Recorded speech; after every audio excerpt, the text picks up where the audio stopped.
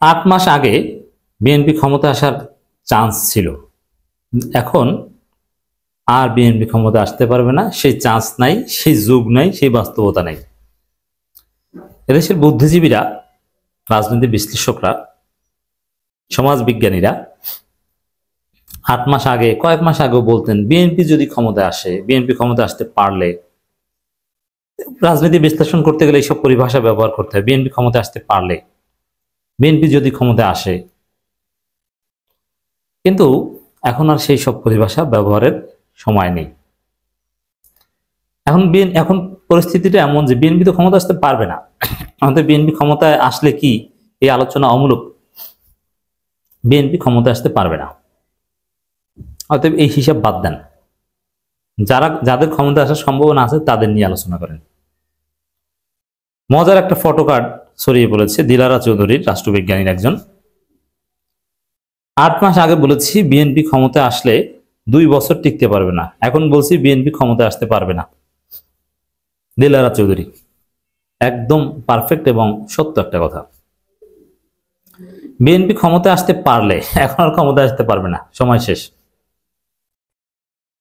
এই রিয়ালিটি মেনে নিন, এই রিয়ালিটি প্রচার করুন, সবাইকে বুঝিয়ে দিন, এবং কথাবার্তা যারা স্মার্ট বুদ্ধিজীবী, স্মার্ট অ্যানালিস্ট, বিশ্লেষক, এই ফাও কথা বলবেন না প্লিজ। এতে আপনাদের কথার ওয়েট নষ্ট হবে। বিএনপি ক্ষমতা আসতে পারলে, আসলে না, আসতে পারবে না, আসার কোনো সম্ভাবনা নাই। আপনি কেন বুঝেন না? যে দলের কোনো প্রধান নাই, যে দলের কোনো নেতা নাই, তারা ক্ষমতা আসে কিভাবে? খালেদা জিয়া কি সুস্থ? পারেন দল চালাতে? পারেন না। সে অসুস্থ খালেদা জিয়াকে 3 জায়গার ক্যান্ডিডেট বানিয়েছে। তাহলে আপনি চিন্তা করেন যে বিএনপির গায়েবী ক্যান্ডিডেট, আওয়ামী লীগের সময় গায়েবী মামলা দেখেছেন না, এবার দেখবেন আপনার গায়েবী ক্যান্ডিডেট, এমপি প্রার্থী গায়েব। জীবনে 1000 মিটার দূর থেকেও তাকে দেখার সুযোগ হবে না। সে হচ্ছে আপনার এমপি প্রার্থী খালেদা জিয়া। এই ধরনের এমপি প্রার্থীকে কেউ ভোট দিবে? খালেদা জিয়ার প্রতি সম্মান, শ্রদ্ধা সব ঠিক আছে, সিম্পেথি আর রাজনৈতিক সমর্থন এক না। এই জায়গায় গায়েবী প্রার্থীকে মানুষ ভোট দিবে না। আবার বিএনপির প্রধান খালেদা জিয়া এখনো, তিনি একদম অসুস্থ, দোয়া করি তার জন্য, আল্লাহ তাকে সুস্থ রাখুক বা সুন্দর জীবন দিক, কিন্তু এই রাজনৈতিক ভেজালের মধ্যে আল্লাহ তাকে না আনুক, তাকে শেষ জীবনে পরাজয়ের গ্লানি যাকে তাকে সইতে না হয়, তার ব্যক্তিগত পরাজয়। আর জামাত জিতলে এটা খালেদা জিয়ার পরাজয় হবে না, ওটাও হবে খালেদা জিয়ার বিজয়। কারণ জামাত জিতলে আমিরে জামাত যাদের কাছে দোয়া চাইতে যাবেন, বড় বড় পীর সাহেব অনেকের কাছে ধন্যবাদ জানাতে যাবেন, সবার আগে যাবেন হয়তো খালেদা জিয়ার কাছে। অতএব জামাত জিতলে ওটা খালেদা জিয়ার বিজয় হবে। খালেদা জিয়ার কোনো আপত্তি জামাতের প্রতি এখনো নাই, ভারতপন্থী বিএনপির আছে। সেই জায়গায় ভারপ্রাপ্ত প্রধান যাকে বানিয়েছেন সে কোথায়, জনগণ দেখে না। সে একজন কন্টেন্ট ক্রিয়েটর, মানে ভিডিও আপলোড দেয় আমার মতো। এই ভিডিও আপলোড দিয়ে প্রধানমন্ত্রী, আমি কি বলি যে আমি প্রধানমন্ত্রী হতে পারবো? ভিডিও আপলোড দিয়ে প্রধানমন্ত্রী হওয়া যায় না ভাই। আপনাকে দেশে আসতে হবে, মানুষের সাথে মিশতে হবে, দেশে এসে রাজনীতি করতে হবে। আপনি কন্টেন্ট ক্রিয়েট করে প্রধানমন্ত্রী হবেন এত সহজ না। আপনি সর্বোচ্চ এমপি হতে পারবেন, কারণ ফেসবুক আর ইউটিউবার হয়ে এমপি হয়েছে, এটা বাংলাদেশে আছে এবং এটা সহজ। যেমন ব্যারিস্টার সুমন, মূলত তার এটা শেখ হাসিনা নিজেও বলেছে, তুমি তো ফেসবুকের মাধ্যমে এমপি হয়ে গেছো। আর ব্যারিস্টার সুমন ব্যারিস্টার, কিন্তু ওই জায়গায় তার আলাদা কোনো রিলেভেন্স ছিল না। মূলত ব্যারিস্টার সুমন হিট হয়েছেন ফেসবুকের মাধ্যমে, অনলাইনের মাধ্যমে, বা অনলাইন সেলিব্রিটিদের প্রভাব। এই যে আজকে বড় বড় রাজনৈতিক দলের প্রধানের চাইতে পিনাকি ভট্টাচার্যের গুরুত্ব বেশি। পিনাকি কিভাবে এই পর্যায়ে এসেছেন? শুধুমাত্র অনলাইনের মাধ্যমে। পিনাকিকে আপনি দেখেছেন কখনো? এই প্রজন্ম বা আপনাদের যাদের আবেগ পিনাকির প্রতি, তাকে দেখেছেন? না, শুধুমাত্র তার ভিডিওর মাধ্যমে তার সাথে আপনার সম্পর্ক। কিন্তু ওই ভিডিও কন্টেন্ট বানিয়ে প্রধানমন্ত্রী হওয়া যায় না। তারেক রহমান, মানে দলের মূল প্রধানের খবর নাই, দলের ভারপ্রাপ্ত প্রধানের খবর নাই।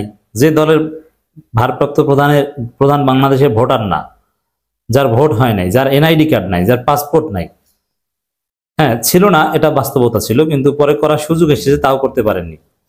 তো এইভাবে কি নির্বাচনে জেতা যায়?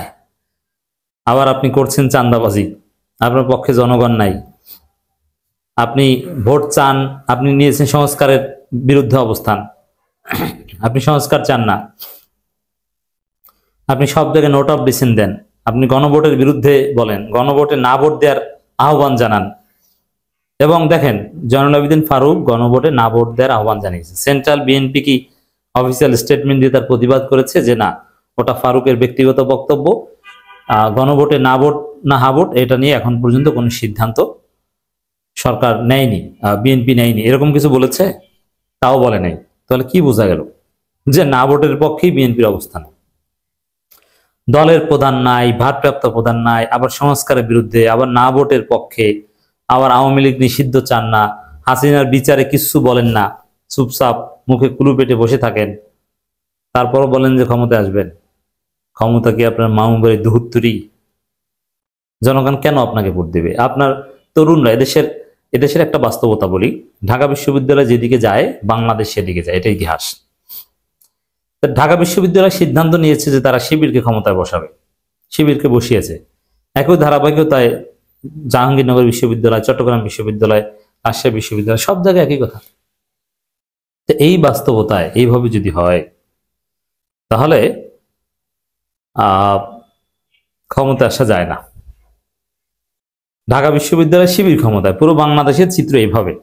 এই জন্য রাষ্ট্রবিজ্ঞানীরা, রাজনীতি বিশ্লেষকরা সবাই এভাবে স্পষ্টভাবে দেখছেন, এটা হিসাব নিকাশে স্পষ্ট হয়ে গেছে যে বিএনপি আর ক্ষমতা আসতে পারবে না। আর ক্ষমতা আসতে পারলে ওইটা 2 বছর টিকতে পারত না, কারণ মানুষ এত রক্ত দিয়েছে, এত কিছু হয়েছে, একটা নতুন বন্দোবস্ত চায়। তারা সেই পুরনো দুর্নীতি এগুলো আর দেখতে চায় না। কিন্তু আবারও সেই দুর্নীতি, আবারও সেই চাঁদাবাজি, আবারও সেই বাংলাদেশকে দুর্নীতিতে বিশ্ব চ্যাম্পিয়ন বানানো। আর বিএনপি যে ফাঁদে পড়েছে তাতে চাঁদাবাজি দুর্নীতি থেকে ফিরে আসা সম্ভব না। ওটা তাদের রক্তের সাথে মিশে গেছে। রক্তের সাথে কোনো একটা মিশে গেলে ওটা আলাদা করা খুব কঠিন, যায় না। এরকম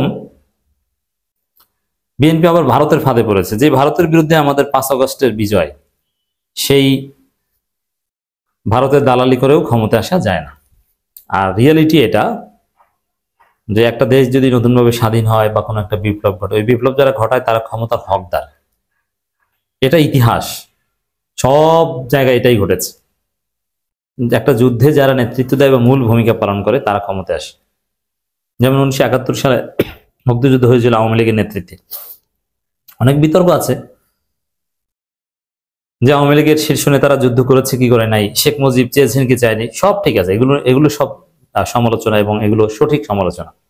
তারা খাট কাঁপানো যুদ্ধ করেছে, সোনাগাজীতে, অমুক বিভিন্ন জায়গায়, অমুক স্ট্রিটে কলকাতার, সব ঠিক আছে। কিন্তু তারপরও মুক্তিযুদ্ধটা হয়েছে আওয়ামী লীগের নেতৃত্বে এবং বেশিরভাগ মুক্তিযুদ্ধ আওয়ামী লীগ করতো। এটা হচ্ছে চিরসত্য কথা। প্রবাসী সরকারটা আওয়ামী লীগ সরকারই ছিল, হাজারো সমালোচনা ভুল ত্রুটি থাকা সত্ত্বেও। এবং দেশ স্বাধীন হওয়ার পর ক্ষমতাটা কিন্তু আওয়ামী লীগই পেয়েছে, আওয়ামী লীগই নিয়েছে। এখন আমাদের 5 আগস্ট যে বিপ্লব ঘটেছে ওখানে বিএনপি মুখ্য নেতৃত্ব না, বিএনপির অবস্থান ছিল 2টা আমাদের জুলাই আগস্ট বিপ্লবে, যে এই মুহূর্তে আমরা সরকার পতন নিয়ে ভাবছি না, আর এই আন্দোলনে বিএনপি সরাসরি জড়িত না। অতএব এই বিএনপি ক্ষমতা আসবে, এটা এই হিস্ট্রিক্যাল এই রিয়ালিটির সাথেও মেলে না।